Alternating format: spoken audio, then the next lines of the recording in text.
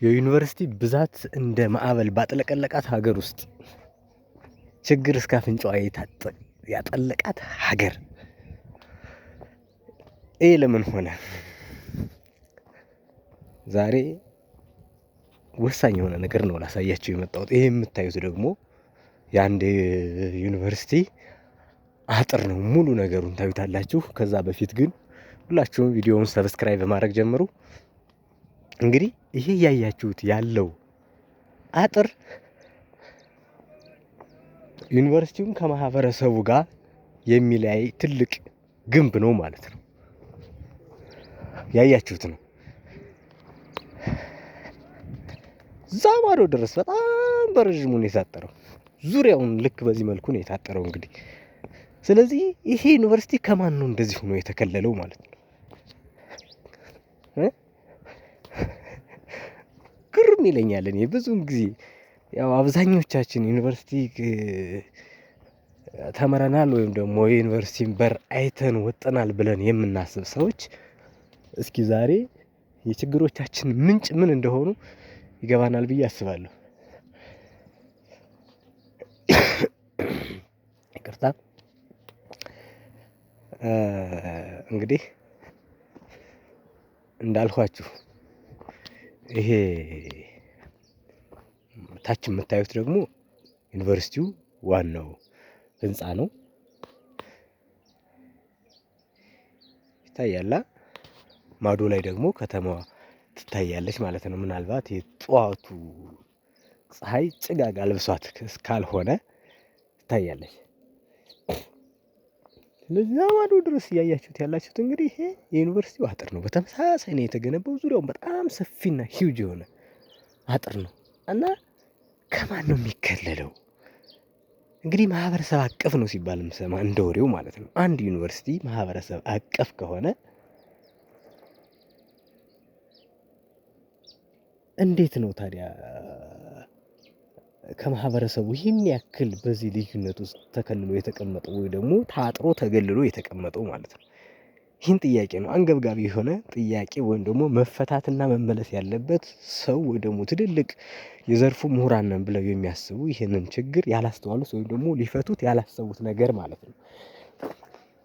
እና አሁን እዚህ ዩኒቨርሲቲ ውስጥ ሄዳችሁ አንድ ተማሪ የዚህ አካባቢ ችግር ምንድን ነው ብትሉት እርግጠኛ ሆኜ የምነግራችሁ ምንድን ነው ችግሩ ብትሉት የዳቦ ጥያቄ ነው የሚታየው። በቃ የምታጠብበት ምናልባት ውሃ እንደፈለገ ላላገኝ እችላለሁ። ከዛ ውጭ ያለው ኖሮ ነገር ዳቦ በቃ በምፈልገው መጠን አላገኝም፣ ይርበኛል ነው ሊል የሚችለው።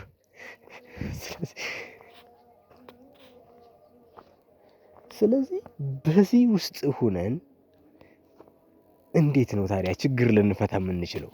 እንዴት አጥረን ተገልለን ተቀምጠን ነገም ስትወጣ አንድ ቢሮ ውስጥ ትቀመጣለህ? ታዲያ እንዴት ነው የሀገር ችግር ልንፈታ የምንችለው? በተማርከው ትምህርት የሀገር ችግር ልትፈታ የምትችለው እንዴት ነው? ይሄው ነው። እንደ ገዳም ታጥሮ ነው የተቀመጠው። ገዳም ምናልባት ያለማሉ፣ ለሀገር ይጸልያሉ። ዋናው ስራቸውም ጸሎት እስከሆነ ድረስ ይጸልያሉ። ይሄ ደግሞ የማህበረሰብ ችግር ፈቺ ምናምን ነገር እያለ ያወራል። ምናልባትም እንዲሁም ይሄን አስመሳይነትን የተማርነው ከዩኒቨርሲቲዎቻችን ይመስለኛል። እንግዲህ እንዴት ካላችሁ በዚህ ልክ ራሱን አጥሮ ተቀምጦ አሁን ይሄ አጥር የዚህ አካባቢ ግዙፍ የሆነ ችግር አለበት። ምንድነው ካላችሁ ውሃ አሁን ከዚህ ከጀርባዬ አነስተኛ ወራጆች አሉ፣ ከፊትም አነስተኛ ወራጅ አለ፣ ዩኒቨርሲቲውን ጥግ ይዞ የሚወርድ ማለት ነው። ከተማዋ ግን በውሃ ችግር ነው የምትናጠው። በወር ነው ውሃ የሚመጣላት። ወርም ሲመጣ ጥሩ ነው እየተባለ ማለት ነው። ውሃ የሚመጣው በወር ነው እንግዲህ ቧንቧ ውሃ የሚመጣው ማለት ነው። ስለዚህ እዚህ መሀል ተቀምጦ ነው እንግዲህ ይሄ ዩኒቨርሲቲ በዚህ ልክ ይህንን ግዙፍ የሆነ አጥር ማጠር የቻለው ማለት ነው። ከማን ነው የሚታጠረው ግን? ምንድን ነው የሚያስቀረው? ከብቶችን ነው? ከብቶች እኮ ደግሞ አይበድሉም። ምናልባትም ከውጭ ካለው ውስጥ ያለው ሳር ስለሚሻል ታጥሮ ስለሚውል ይህንን ለመብላት ብቻ ነው የሚገቡት። እነሱ እንደሰው ተንኮል የለባቸው። ሰው ከሆነ ደግሞ አያስቀርም። ታዲያ ከምንድን ነው የምናጥረው? ይሄ በጀት የዚህን አካባቢ የውሃ ችግር አይደለም የሌላም ችግር መቅረፍ የሚችል በጀት ነው አጥር ላይ እየፈሰሰ ያለው ማለት ነው። ስለዚህ ማህበረሰቡ የኔ ብሎ እንዲጠብቀው ማድረግ አንችልም ወይ? አጥር ላይ ይህን ያክል የሆነ ኢንቨስት ከምናደርግ መቼ ነው ልንሻሻል የምንችለው? በዚህ ሁኔታ ተጉዘን ነው ሀገር ሊቀየር የሚችለው ወይ? አንድ ተማሪ ዩኒቨርሲቲ ገብቶ ሲወጣ የዳቦን ችግር ብቻ እያየ እያምሰለሰለ ተምሮ አሁን የዚህ ማህበረሰብ ችግር ምን እንደሆነ የሚረዳ ተማሪ የለም። ምን አገባው? ዳቦ ነው የሚያንሰው እሱ። እና እንዴት ነው ታዲያ ሀገር ሊለውጥ የሚችለው? አንድ ተማሪ ምናልባት ከተማረበት ዩኒቨርሲቲ ይዞት ሊወጣ የሚችለው ነገር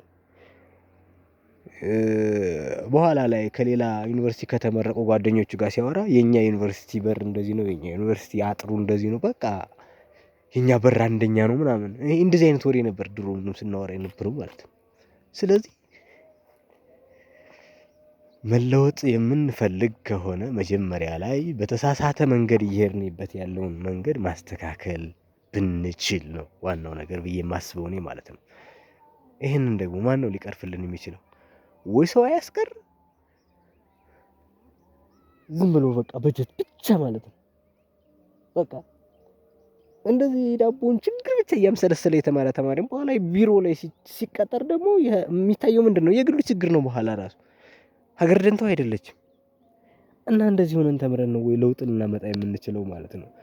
ሳይማር ያስተማረኝን ማህበረሰብ ምናምን በቃ የምረቃ ላይ የሚባሉ ነገሮች ትዝ ይላችኋል? ምን አይነት አስመሳዮች ብንሆን ነው? እርግጥም ከዚህ ነው የተማርነው ብዬ አስባለሁ። ራሱን በዚህ ግዙፍ አጥሮ ተቀምጦ ማህበረሰብ ችግር ፈቺ ብሎ ማውራት ምን ይልታል?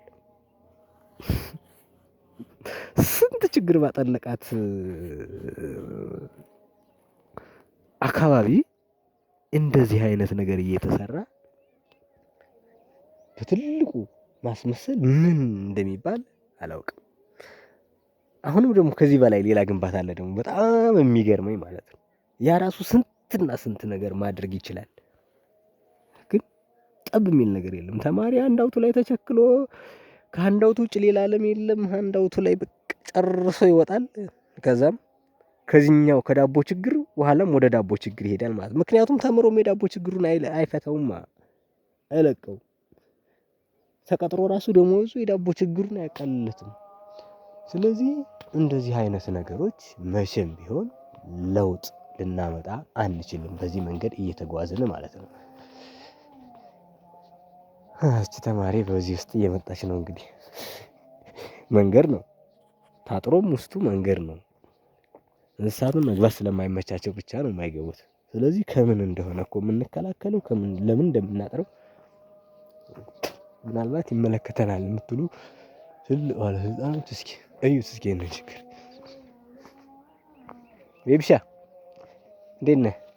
ክላስ እየሄድክ ነው? ጎበዝ።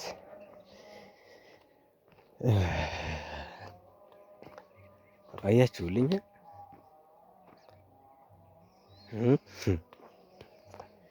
እንዲህ ነው እንግዲህ።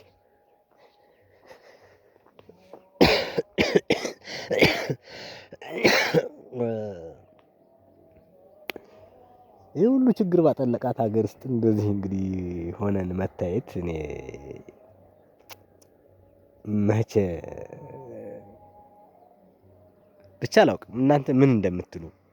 ምክንያቱም ከዚህ በፊት ዩኒቨርሲቲ ገብቶ የወጣ ሰው ስንትና ስንት አለ። ሀገር ችግር በገጠማት ጊዜ እንኳን ለሀገር አይጠቅም። በቃ አይደለም ለሀገር የራሱን ችግር ለመፍታት አይሆንም። በነገራችን ላይ ኢትዮጵያ ውስጥ የተማረ ሰው የራሱን ችግር እንኳን ለመፍታት ሽልጥልጥ ነው የሚሆነው፣ ፈሪ ነው የሚሆነው። በቃ ችግሩን ደፍሮ መጋፈጥ አይችልም። ያልተማሩ ሰዎች አይደለም የራሳቸውን ችግር ለመጋፈጥ ይቅርና ሀገር ችግር ውስጥ በመወደቀች ሰዓት ምንም ፊደል ያልቆጠሩ ሰዎች ተነስተው በቃ መሪ ሲሆኑ ታዩዋቸዋላችሁ። ታዲያ ምኑ ጋ ነው የሾለክ ነው? ምኑ ጋ ነው የሳት ነው? በየትኛው ቀዳዳ ነው የሾለክ ነው? ይሄ አንዴ በቃ የሆነ ቢሮ ላይ እንግዲህ አይታችሁ ከሆነ ብዙውን ጊዜ አርሶ አደር በጣም ለሰው ክብር አለው። ዱላውን ከውጭ አስቀምጦ ቢሮ ሲገባ እጅ ነስቶ ነው የሚገባ። ከዛ እንዲህ ተሽከርካሪ ወንበር ከተሰጠችን ምን ፈልገን በቃ በማመናጨቅ ነው የምንጀምረው። ያ ነው እንግዲህ ያስተማረን ማህበረሰብ ችግር መፍታት ማለት ለኛ ያ ነው። እና እንደዚህ ሆነህ ተምረህ ዩኒቨርሲቲ ተመርቀህ ነው ወይ ለራስህ ችግር ማትፈታ የሀገር ችግር እፈታለሁ ብለህ የምታስበው? ቢያንስ እንኳን የመረቃችሁ ፕሮግራም ጊዜ ሳይማር ያስተማረኝን ማህበረሰብ ችግር እፈታለሁ እንደዚህ አደርጋለሁ ብላችሁ አትቀደዱ። ምክንያቱም ከወላጆቻችን ራስ ላይ የወረድን ሰዎች ስንቶች ነን ተመርቀን ማለት ነው። እዛው ነን አልወረድንም። ስለዚህ ያልተማረ ሰው እንዴት ነው ከኛ ሊሻል የቻለው? የተማረና ያልተማረ ልዩነቱ አብዛኛውን ጊዜ ኢትዮጵያ ውስጥ ያልተማረ ሰው በጣም ጠንካራ ነው። ዋይ እስኪ ፕሮፌሰር ብርሃኑ ነጋ ይችን ችግርም እያት እስኪ አብረህ ፈተና ላይ ብቻ ነው። በእርግጥ አንተ የኢትዮጵያን የትምህርት ችግር ነቅለህ ለመጣል እየታተርክ ያለው በእርግጥ ጥሩ ነው። የመሰለህን ነገር መታገል ጥሩ ነው። ግን በፈተና የትምህርት ጥራት ይመጣል ወይ? ለፈተና ብቻ ፈተናማ እኮ ችግርም እየናጠን ነው። ስለዚህ በፈተና ብቻ የኢትዮጵያ የትምህርት ጥራት አይመጣም። እንዲሁም ደግሞ ለኮራጆቹ በጣም ተመችቷል። በኮምፒውተር ሆነ በቃ ያው ሲሉ የምንሰማው ነገር ይሄ እንግዲህ የምታዩት ከተማው አካባቢ ያለ ማለት ዩኒቨርሲቲው በር አካባቢ ያሉ ከተሞች ናቸው። ድክም ያሉ ከተሞች ማህበረሰቡ ጋር ይሄ ደግሞ አገር አቋራጭ መንገድ ነው እንግዲህ አጥሩን ታኮ የሚሄደው ማለት ነው። ስለዚህ ይሄንን የመሰለ ችግር ነው ያለብን። ይሄ ችግር እንዲቀረፍ የምንፈልግ ከሆነ ሁላችንም ማሰብና ማሰላሰል ይኖርብን ይመስለኛል። በእንደዚህ አይነት ሁኔታ ውስጥ እየሄድን መቼም ቢሆን ለውጥ አትጠብቁ። ሞኝነት ነው። ከግቢ ወጦ የማያውቅ ሰው የማህበረሰቡ ችግር ምን እንደሆነ የማይረዳ ሰው ጥናትና ምርምር ማህበረሰብ ፈቺ ቀደዳችን እንኳን ቢቀር እንደውም እኮ እነዚህ ዩኒቨርሲቲ በየወረዳው ተከፍተው እኮ እንደውም አንድ ወረዳ ከአንድ ወረዳ የጸብ ምንጭ ነው የሆኑት። ምክንያቱም እኛ ጋር ይሁን እንደዚህ ዋናው እኛ ጋር እንደዚህ በቃ ይሄ ይዘጋል። በቃ የጸብ ምንጭ የስልጣኔ ምንጭ ሳይሆኑ የጸብ ምንጭ ነው የሆነው። ስለዚህ ይሄ ሁሉ የምታዩት ነገር እስኪ ለእኔ ብቻ ነው ወይ የሚታየኝ ይሄ ነገር? ይሄ በጀት ከስራት ለእኔ ብቻ ነው ወይ የሚታየኝ? እንግዲህ አብዛኞቹ እንደምንሰማው በስልጣኔ ዓለም ውስጥ ብንሆን ማህበረሰቡ የኔ ብሎ ይጠብቃቸዋል በራሱ ማለት ነው። መለየት ብቻ ብንችል ተቋሙ ደንበሩ ብቻ መለየት ቢቻል ማህበረሰቡ የኔ ሀብት ነው ብሎ እንዲጠብቀው ማድረግ ከቻለ ሌላው ነገር እኮ ቀላል ነበር። ስለዚህ ይህን ያክል በጀት ማፍሰስ አይኖርብንም ነበር ማለት ነው። ምክንያቱም ለማህበረሰቡ ራሱ ተቋሙ የሚጠቅመው ቢሆን ማህበረሰቡ ራሱ ይጠብቀዋል ማለት ነው። ስለዚህ ማህበረሰቡን እንደሚጎዳው ስለምናውቅ ከማህበረሰቡ ደግሞ በገዘፍ አጥር ውስጥ ተከልለን ቁጭ እንላለን ማለት ነው። ወይ ያስቀረው ነገር አይታይ እና እንደ ሀገር አንድ ክፍተት ያለብን የሚመስለኝ ዩኒቨርሲቲ ያለው የተሳሳተ ፍልስፍና። ሰው ዩኒቨርሲቲ ገብቶ ስለወጣ ብቻ የሚለወጥ የሚመስለን የምዕራባውያንን ርዕዮተ ዓለም ሃንዳውት ላይ ጠልቀን ኑረን ወጠን ከኛ ጋር ምንም የማይገናኝ ነገር። ለዛ ነው እንደዚህ ችግር በቦክስ ሲነጠን የሚኖረው ማለት ነው።